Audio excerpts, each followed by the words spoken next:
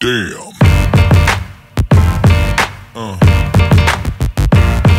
Yeah. Hey Naturally Glam fam, it's your girl Jana, and in this video I'm sharing our home buying experience. So first of all, I want to say thank you from my husband and I for all the congratulations when we shared that we recently purchased our home. We've been here for about 2 months. A lot of people asked us to share like the process, and so we wanted to share and also kind of encourage people who are interested in home ownership. I think a lot of people are counting themselves out. They're just assuming that they'll never be able to buy a home, and I think you might be selling yourself short. So I'm hoping that some of the things that I will share in our experience will hopefully encourage you to just do your research, to just find out. It doesn't hurt to meet with a real estate agent. It doesn't hurt to talk to a loan officer. It does not hurt to get the information. You may be surprised, pleasantly surprised. And it also doesn't hurt to look at your city and state housing and redevelopment programs, or where you want to move to. Go and find out if they offer any type of programs for first-time home buyers or lower income home buyers. There's a lot of programs out there, guys, but you gotta do your research. You gotta do it yourself, because nobody's gonna do it for you. You gotta do it yourself. They're not walking around with a bullhorn telling you about this free money out here, okay? So I hope sharing a little bit of our experience and how we were able to use some of those programs will inspire you to just give it a try if home ownership is something that you're interested in. This was a bit of an experience. We went through a lot of highs and lows throughout this process. It took us 5 months altogether. We started in September, and we early September, and we didn't move and close on our house until like the end of January. So just to give you an idea of like a time frame, it can really take that long. We knew that we wanted to move before we were going to be done with our lease at our apartment, which was the end of February. So we were shooting for to start 6 months before that. One of the interesting things that we had to do was change real estate agents. So both real estate agents we got from just straight up Zillow, you know, but the first one we had to basically let him go. He was pushing us towards houses at the top of the price point that we had told him that we were trying to stay within, even to the point of like going over the price point. That made us feel a little uneasy. And then the house that broke the camel's back was a house that was like $20,000 above our max that he was pushing us, wanting us to put an offer on this house. He even went as far as suggesting that we rent out a part of the house in order to be able to afford the mortgage. He also went as far as telling us that we were pre-approved for that dollar amount. We had just like put in our application with the mortgage company, and he told us that he had reached out to the mortgage company and got them to pre-approve us for this dollar amount for the house. And when we told him no, we still don't want the house, we're not interested in that house, he kind of shaded us after that. When we asked him to help us look for another house, again, he didn't want to show us the house. He was like, he had some other appointment or something, he couldn't make it. And then we never heard from him again for like 3 weeks. And he then reached out and said that he had to go out of the country for an emergency, and that's why he hadn't reached out. But by that time we had moved on, so we went and got another agent. The house that we wanted to look at, we just, you know, my husband just clicked the I want to look at this house button on Zillow, and it gave us a realtor, and he showed up within an hour to show us the house, and that's the real estate agent that we ended up using. Another thing that we kind of weren't expecting was the amount of houses we were going to have to look at within a price point that we were initially trying to stay at. We had to look at a lot of houses, and we actually put in offers on a lot of houses. I think we put in offers on 9 houses. We're putting in offers. One house, they didn't even want to turn on the utilities for the home inspection. That was a red flag.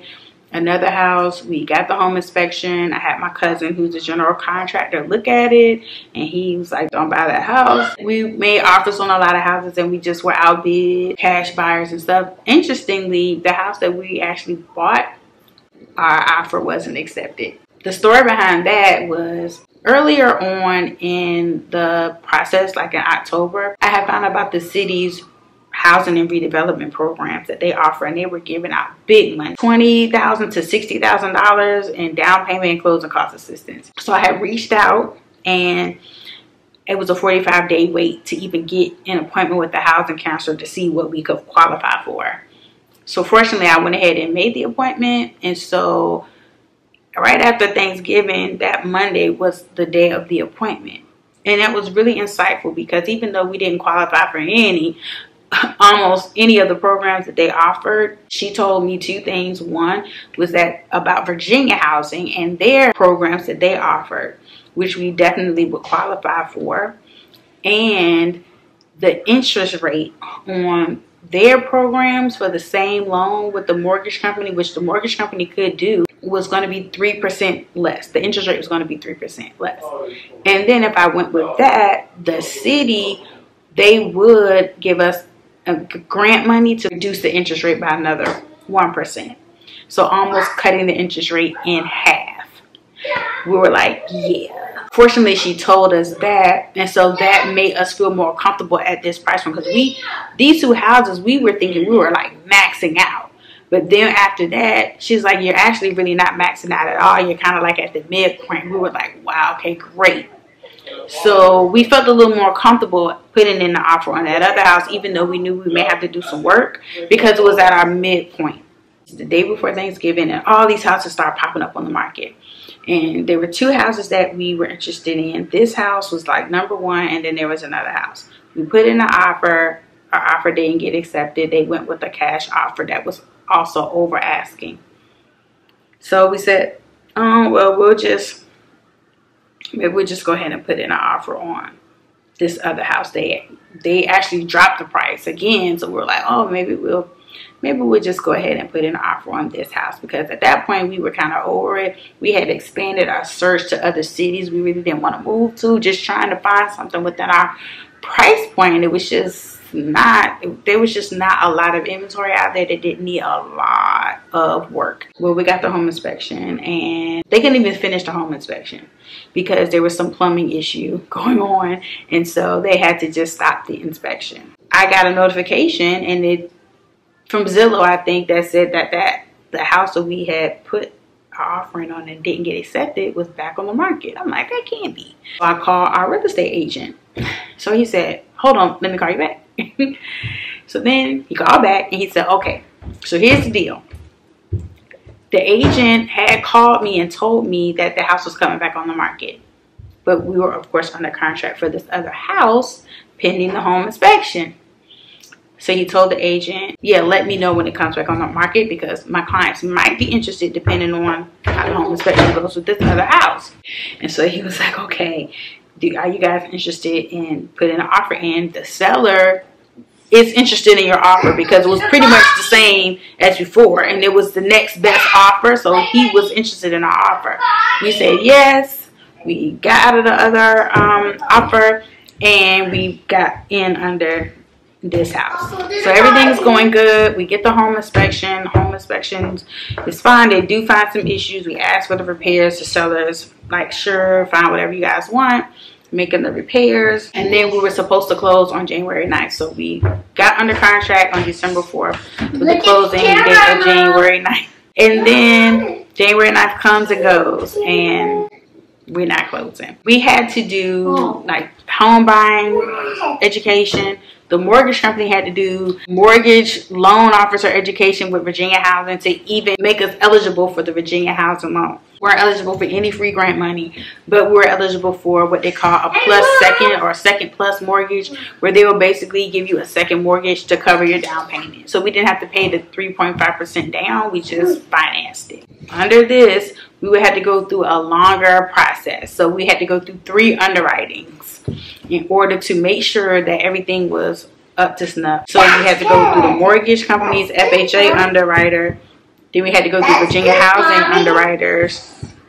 While we were going through the Virginia Housing underwriting, which was a week after we were supposed to close, they told us we didn't qualify for the loan. our income was too high. We were like, what? So we kind of threw our hands up like, okay, this is not happening. Now they're telling us we don't qualify for this. We're done. We started looking at loans. We started looking at houses. So the next day, we're actually looking at a townhouse, and our loan closer called us and told us, hey, good news, they miscalculated. You know, we all got on the phone and we went through it number by number to make sure that, and found that they had made a miscalculation. I believe she said they like double counted somebody's income. So they found that that was an error. Everything was still good. They approved it. And now went back to the mortgage company for a third and final underwriting. Every time you go through underwriting, they'll typically will ask you for additional forms, and that's normal. You will have to produce those documents in order to get the loan. So don't even play with it. Just go ahead and get them the stuff. So we were trying to put stuff together and get things together. Finally, on like January 19th, we finally got the clear to close.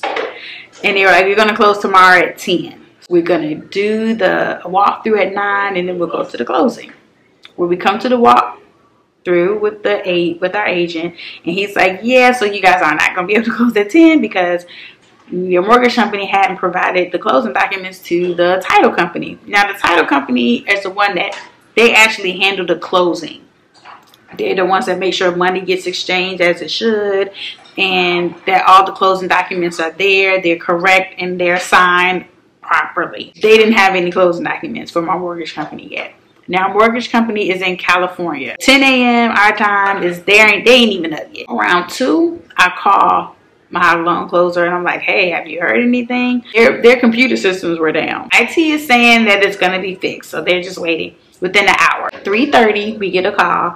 Hey, you're closing at 4:30. My husband was at work like 45 minutes away, had to come all the way, try to get to the closing on time. I have to run to the bank, get the funds for close, because you have to come with a check, a cashier's check. That's taking a long time at the bank because you need like 3 people to sign off on it before they even give you that amount of money in the cashier's check. Get to the closing. They gave me the wrong number that I needed to bring to close. It was short by $120. I just wired the money.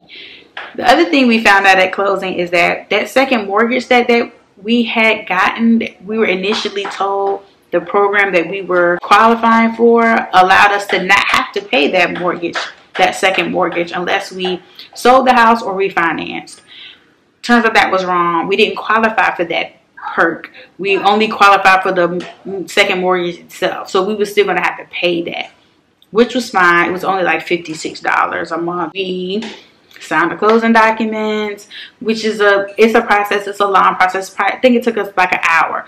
Our title person was very good. We didn't have to ask questions. She explained what everything was, and any questions we may have had, you know, she was very helpful with that. We got through the closing. We went home. After closing, what happens after the closing? We found out that they still didn't have the dollar amount right for how much we were supposed to bring to close. So we ended up getting a check for like $14 or something, or refunded back to us. The other thing is that that infamous second mortgage, Virginia Housing determined after the fact, once they went to go take the loan back over and to be our loan servicer moving forward, that those funds that the city gave us for the additional 1% reduction in our interest rate, they didn't include that in the second mortgage like they were supposed to.